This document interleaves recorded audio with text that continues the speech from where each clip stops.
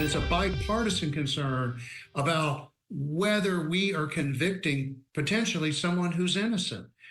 After much anticipation, death row inmate Robert Roberson did not make an appearance at the state capitol today, despite a subpoena calling for his testimony. He was convicted of killing his daughter more than 20 years ago and scheduled to die by lethal injection last week before the Texas House Criminal Jurisprudence Committee intervened. Now today, Governor Greg Abbott condemned the committee's actions, arguing they overstepped their authority in halting Roberson's execution. CBS House's Abigail Velez explains why he feels they violated the separation of powers.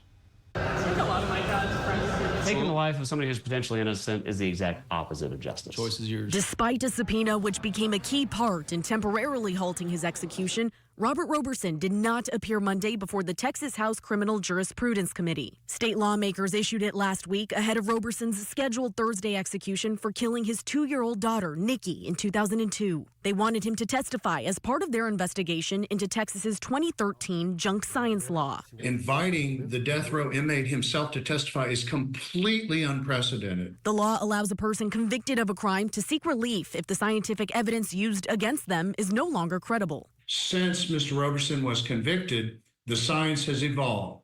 Doctors and scientists have since said, we're not as certain as we once thought we were. The bipartisan committee believes Roberson was wrongfully convicted based on a faulty diagnosis of shaken baby syndrome.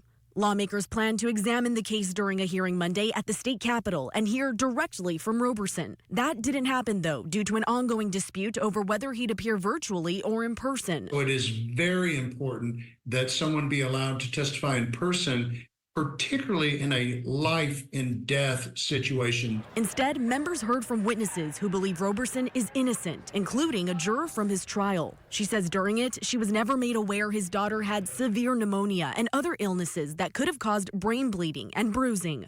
Nothing else was ever mentioned or presented to us to consider if it had been told to us, and I would have found him not guilty.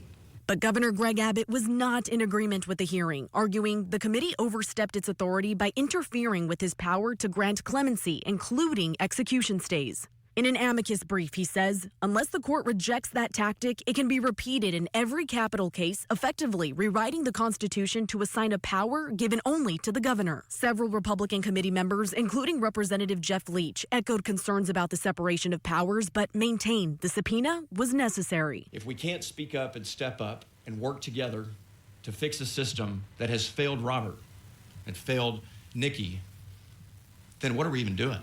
Reporting in Austin, Abigail Velez, CBS Austin News.